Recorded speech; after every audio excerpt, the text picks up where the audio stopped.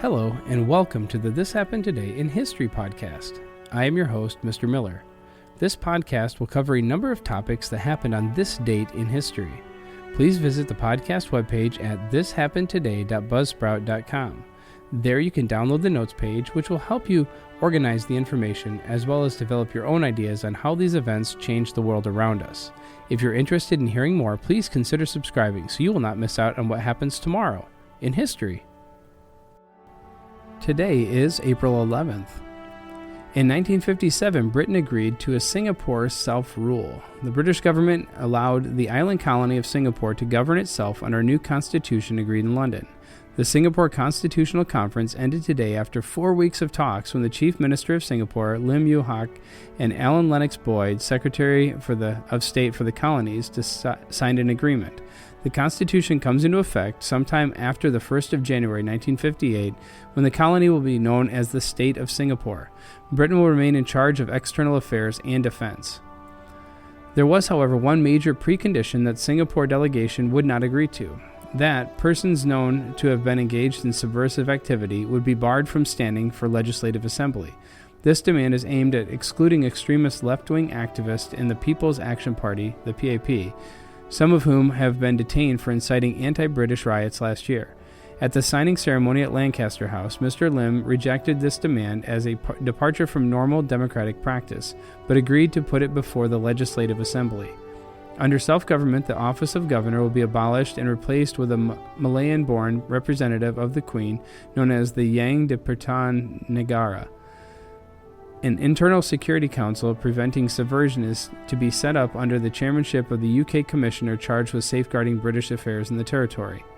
Last April, David Marshall, first Chief Minister of Singapore, led a delegation to London to ask for internal self-government with the aim of achieving independence, or Merdeka in Malay.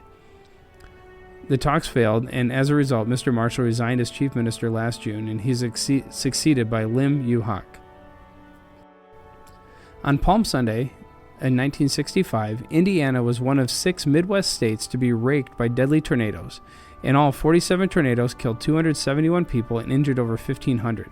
This is the 4th deadliest tornado outbreak in the U.S. history to date and is deadliest of all Indiana outbreaks.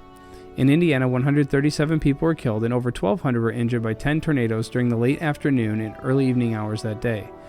One of the most violent tornadoes occurred at Midway Trailer Court near Goshen. A second tornado struck minutes later near the Goshen at the Rainbow Lake.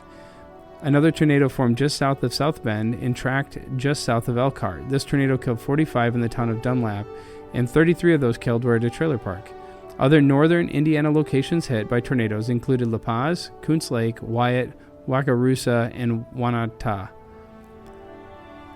At least 4 tornadoes swept through central Indiana during the evening between Indianapolis, Lafayette, and Fort Wayne. One touched down just southeast of Lafayette and moved near Moran. Another formed near Middle Fork, destroyed much of Russiaville and Alto, and passed across the southern part of Kokomo, through Greentown, and into southern parts of Marion before dissipating near Arcana. The tornado reformed near Roll and passed through Bern before leaving Indiana. Multiple tornadoes were seen near Kokomo, Marion, and Bern. The last tornado struck just southeast of Crawfordsville, moved north of Lebanon, and through Sheridan before it lifted between Cicero and Arcadia. All these tornadoes occurred during the late afternoon and early evening on a balmy Palm Sunday. Tornado watches, or tornado forecasts as they were called at the time, were well in advance. Tornado warnings were also considered excellent. Many people did not receive the warnings because they were outside. In 1970, NASA launched Apollo 13, America's 3rd manned moon landing mission from Cape Kennedy, Florida. Today, 2 days after launch, an oxygen tank on the spacecraft exploded, forcing the astronauts to abandon their mission. Although they had only a small supply of oxygen, water, and power, the Apollo 13 crew managed to safely return to Earth in the spaceship's lunar module. This is an excerpt from Britannica.com. Apollo 13 U.S. spaceflight launched on April 11, 1970, that suffered an oxygen tank explosion en route to the moon, threatening the lives of the 3 astronauts, Commander Jim Lovell, lunar module pilot Fred Hayes, and command module pilot Jack Swigert. Apollo 13 was launched from Cape Kennedy, Florida by a giant Saturn V launch vehicle, and only minutes later was inserted into orbit around Earth. About 2.5 hours after launch, the still attached SIVB third stage was reignited to provide the final boost toward the moon. The transposition maneuver, removing the lunar module, codenamed Aquarius, from the SIVB adapter, was carried out efficiently, and soon Apollo 13 was coasting toward the moon on a path so accurate that the first planned course adjustment was canceled. Later in the mission, the craft underwent a hybrid transfer maneuver to facilitate landing in the difficult Fra Mauro region of the moon.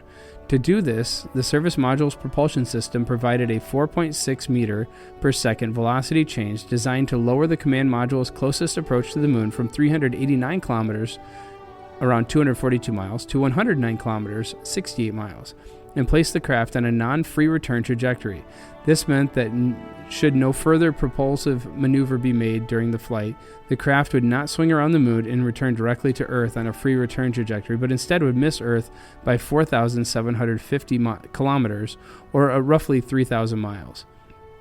However, a shift back to a free return trajectory was within capability of both service module propulsion system and the lunar module descent stage propulsion system. So accurate was the hybrid transfer that a scheduled course correction was canceled. On April 12th, the day after the launch passed without incident, early on the evening of April 13th, the astronauts pressurized the lunar module Aquarius, and Lovell and Hayes passed from the command module Odyssey through the connecting tunnel while checking all systems for the forthcoming landing. Suddenly, as Lovell was moving through the tunnel on his way back from Aquarius to Odyssey, a loud explosion was heard. All three astronauts quickly gathered in Odyssey to study the instruments in an effort to determine what had happened. Noting that one of the main electrical systems aboard was degrading, Hayes and Lovell radioed the information to Mission Control in Houston, quickly turning a routine flight into one of the most exciting episodes in space history. You have been listening to the This Happened Today in History podcast. I thank you for listening, and I hope that you have enjoyed learning about historical events from the past. Thank you to the following websites for their information regarding today's topics: ThePeopleHistory.com. Singapore gains self-rule from the British at news.bbc.co.uk. The Palm Sunday tornadoes at weather.gov, and NASA's Apollo 13 at Britannica.com. The music used as the background track for this podcast is Americana, created by Kevin MacLeod on Incompetech.com. If you enjoyed this information and would like to hear more, please consider subscribing, as this will keep the historical events in your feed in the morning for each day. I hope you have a great day.